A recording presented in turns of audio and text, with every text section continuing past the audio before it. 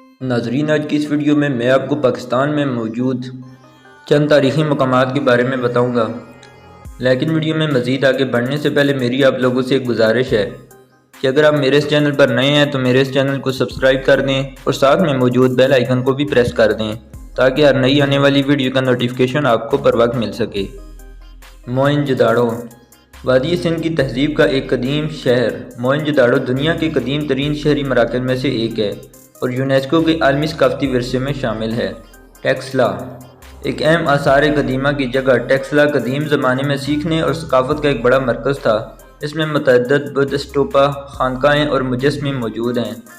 لاہور قلعہ اور بادشاہی مسجد لاہور میں واقع لاہور کا قلعہ یونیسکو کا عالمی ثقافتی ورثہ ہے جو اپنے شاندار مغل فن تعمیر کے لیے جانا جاتا ہے۔ قلعے سے ملیک بادشاہی مسجد ہے جو دنیا کی سب سے بڑی مساجد میں سے ایک ہے۔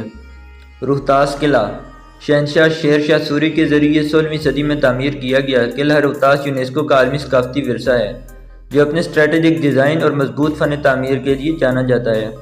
تخت بائی یہ بدھ خانقاہی کمپلیکس جو یونیسکو کی جگہ ہے پہلی صدی قبل مسیح کا ہے اور اس خطے میں بدھ مت کی تاریخ کے بارے میں بصیرت پیش کرتا ہے۔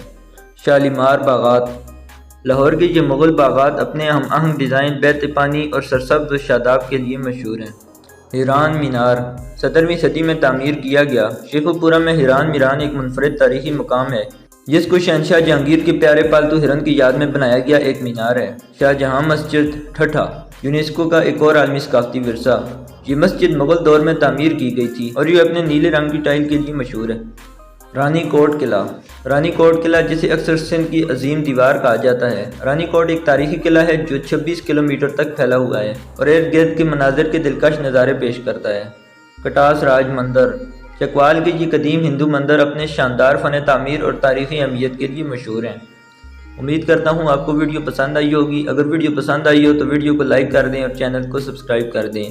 Thanks for watching.